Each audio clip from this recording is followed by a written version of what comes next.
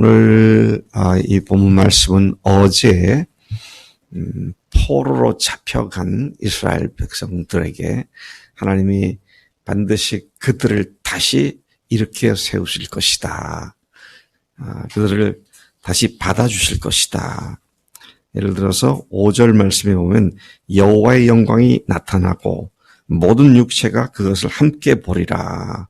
그렇게 말씀을 하셨고 10절에도 보니까 보라 주 여호와께서 장차 강한 자로 임하실 것이요 친히 그의 팔로 다스리실 것이라. 보라 상급이 그에게 있고 보응이 그의 앞에 있으며 11절 그는 목자같이 양떼를 먹이시며 어린 양을 그 팔로 모아 품에 안으시며 젖먹이는 암컷들을 온순히 인도하시리로다.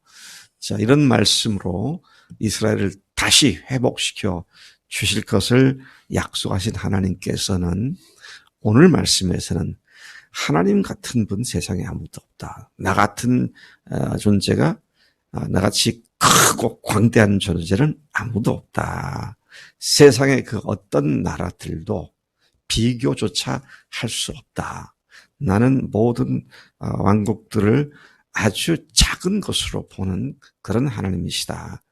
그러니 우상을 만들고 사람들이 우상을 섬기는데 하나님과는 그것은 우상, 너희들이 주로 섬겨왔고 열국이 섬겨온 우상이라고 하는 건 나하고는 충정도 제비가 안 되는 것이들이다. 이제 그렇게 말씀을 하시고 그 다음에는 그들이 이스라엘이 야곱이 하나님 앞에 어떠했었는지를 다시 책망하시며 그런 그들을 구원하시고 다시 세워주신 하나님이심을 말씀하고 있는 것이 오늘 본문 내용 전체의 내용들인 것이죠. 12절부터 17절까지 보면 하나님께서는 하나님의 광대하심과 크심을 선포하고 계십니다. 자신의 크고 광대하심을 말씀하십니다. 그의 무한하신 능력의 거대함과 측량할 수 없는 그분의 지혜를 말씀하시죠. 누가 손바닥으로 바닷물을 헤아리며 뺨으로 하늘을 재고 땅의 티끌을 되에 담아 보고 접시 저울로 산들을 막대 저울을 언덕들을 달아보겠느냐.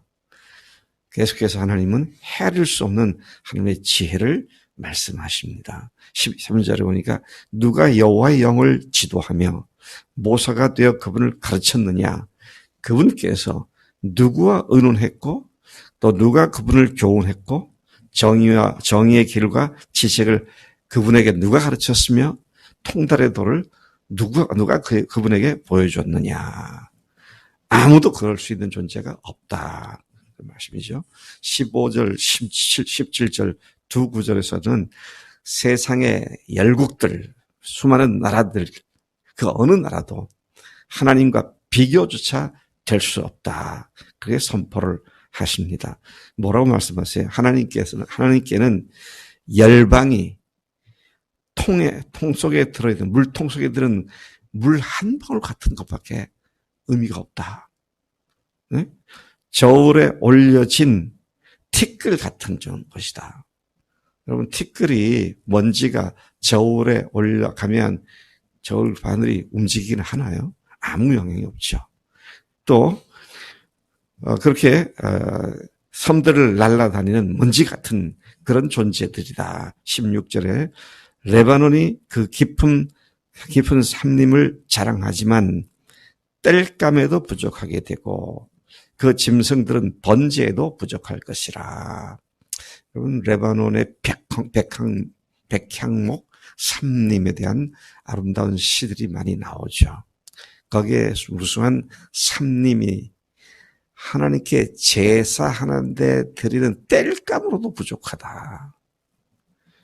또 거기에 수많은 짐승들이 있지만 번제로 드리기에도 부족하다. 이게 무슨 말입니까? 우리가 하나님 위해서 뭘 열심히 헌신한다 할지라도 하나님께 그게 얼마나 큰 도움이 되겠느냐. 하나님께 우리가 드리는 그거 아무것도 아니다. 물론 귀하게 받으시면 하나님께 더해지는 것이 사실은 아무것도 없다. 이런 말씀을 하고 있는 것이죠. 17절 하나님 앞에서는 모든 열방이 아무것도 아니다. 하나님을 그 나라들을 하나님께서는 그 나라들을 없는 것 같이 빈 것 같이 아무것도 없는 것처럼 여기신다.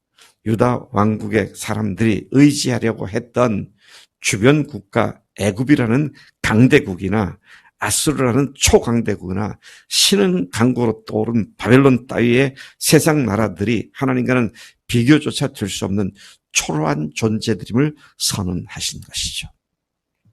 자, 잠깐 우리나라를 생각해 봅시다. 우리나라가 미국에 붙어야 할 수 있습니까? 중국에 붙어야 할 수 있습니까? 요즘 외교 문제에서 그게 큰 문제죠. 중국에 붙느냐, 미국에 붙느냐. 어디 붙어야 할까요? 네? 어디요? 하나님께 붙어야죠. 지금 그 말씀하고 있는 겁니다. 사람들은 상식적으로 생각할 때 초강대국인 어느 나라를 우리가 의지해야겠다 이렇게 생각하죠. 근데 하나님을 바라보라는 거죠.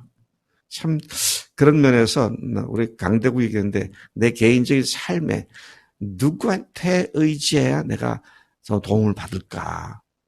그걸 생각하기 전에 누구한테 의지하라고요? 주님을 의지하는 것이죠. 지금 주님께서 이 말씀을 가지고 그렇게 우리에게 말씀하고 계시죠. 18절부터 26절까지 보면 그런 하나님 앞에서 어마어마하고 거대하시고 모든 나라들을 티끌 정도, 먼지 정도로 여기시는 그런 하나님께서 오히려 우상을 만들고 우상을 숭배하는 인간의 어리석음을 드러내시기 위하여 우상을 하나님 자신과는 비교조차 할 수 없다는 사실을 선포하신 내용입니다. 하나님은 누구에게 비교하며 무슨 우상을 만들어 하나님과 동등하게 여길 수 있겠는가고 반문을 하십니다. 그렇기 때문에 너희가 하나님을 누가 같아 하겠으며 무슨 형상을 그에게 비기겠느냐. 19절 장인이 만든 우상은 금으로 입힌 것에 불과하다. 그들은 겉으로는 금을 입히지만 그 속은 여러 가지 물질 곧 흙이나 기타 금속물 따위로 만든 것이다. 즉 겉과 속이 완전히 다른 거짓된 종교 행위를 하도록 만드는 우상 숭배를 하지 말라는 겁니다. 예, 금부처. 우리나라 절간에 가면 대웅전 한복판에 금부처가 있잖아요. 금부처 맞아요? 금맥기한 거지. 겉으로는 번쩍번쩍 화려해 보이는데 그 속을 들여다보면 형편없죠. 마치 우상숭배하는 행위 자체가 그런 거다. 겉으로는 괜찮은 것 같은데 속으로는 아무것도 아닌 그런 우상을 너희들이 만들어 섬기고 있지 않느냐. 그렇게 책망을 하시는 것을 보게 됩니다. 그런 비싼 금이나 음이나 기타 금속으로 우상을 만들 수 없는 가난한 사람들도 어떻게 했습니까? 나무로 우상을 만들어가지고 썩지 아니하는 나무로 지혜로운 장인에게 부탁해서 잘 깎아서 다듬어서 조각을 해서 우상을 만들어 제사를 드리고 있지 않느냐. 돈 있는 사람들은 금맥기를 하고 돈 없는 사람들을 나무를 깎아서 우상을 만들고 그게 어떻게 나하고 비교가 될 수 있겠느냐. 그런 말씀을 하고 계신 것이죠. 21절부터 26절까지 다시 돌아가보면 하나님이 태초에 천지를 지으셨음을 너에게 전하셨고 너희가 듣고 보고 알고 깨닫지 못했느냐. 그분은 하늘에 앉으신 분이시며 땅에 사는 사람들은 메뚜기 같다고 말씀하신다.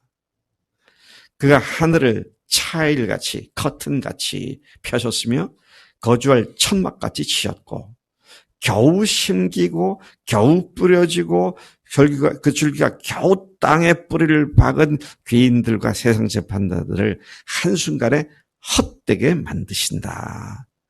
하나님께서 훅 하고 부르시면 그들은 말라버려서 회오리 바람에 불려가는 초계 같은 존재들이다. 거룩하신 하나님이 너희가 나를 누구에게 비교하여 나를 그와 동등하게 하겠느냐. 그렇게 말씀하셨습니다. 26절에 너희는 눈을 높이 들어 누가 이 모든 것을 창조했으며 그것들을 생각나게 하셨고 이름들을 부르는지 생각해 봐라.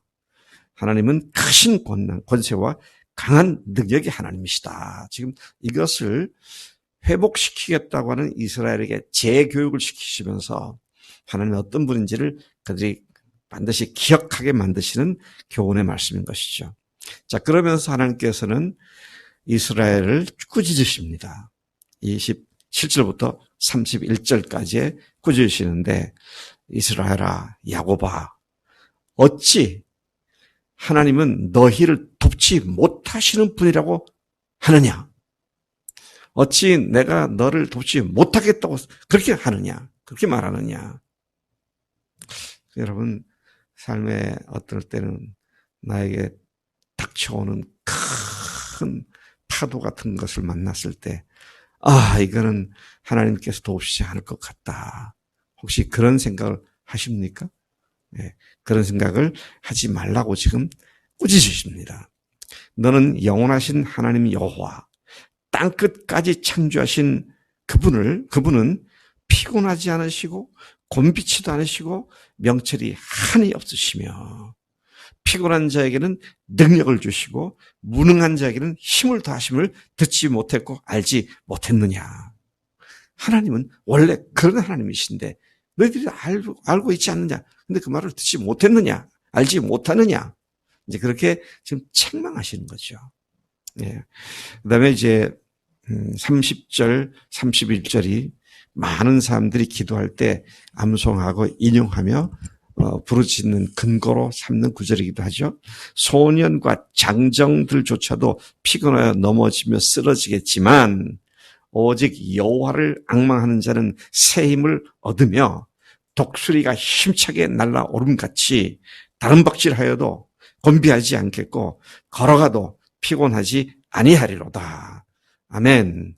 하나님 앞에 우리가 주님께서 우리를 도우시고 우리와 함께 계시고 그 어떤 존재와도 다른 전지전능 무소부재하신 하나님께서 우리와 함께 하시니 우리가 능히 모든 것들을 이기고 승리하게 되는 줄로 믿습니다. 제가 참 좋아하는 찬송가 중에 하나가 예수가 함께 계시니 시험이 오나 겁없네 기쁨의 근원 되시는 예수를 위해 삽시다 날마다 주를 섬기며 언제나 주를 기리며 그 사랑 안에 살면서 딴 길로 가지 맙시다. 우리들의 삶이 날마다 매일 주님만 의지하고 바라보고 사는 우리를 넘어져도 다시 일으키시고 피곤치 않게 하시고 독수리 날개쳐 솟아오름같이 우리를 승리케 하시는 주님께로만 집중하고 의지하십시다. 하나님 아버지 감사합니다. 모든 상황과 여건이 우리가 망하게 된 것 같은 상황 속에서도 주님이 우리와 함께 계시기 때문에 주님이 전능하신 하나님이시기 때문에 모든 어떤 존재들과도 비교조차 되지 아니하시는 절대적인 하나님이시기 때문에 그 하나님을 내 아버지로 믿는 우리가 시시하게 작은 것들, 세상 일 때문에 염려 때문에 낭망하고 낙심하는 일이 없지 늘 주님만 의지하고 사는 우리가 되도록 인도하시는 줄로 믿습니다. 성령님 오늘도 한순간도 놓치지 않고 주님만 바라보며 살겠습니다. 감사하고 예수님의 이름으로 기도했사옵나이다. 아멘. 아멘.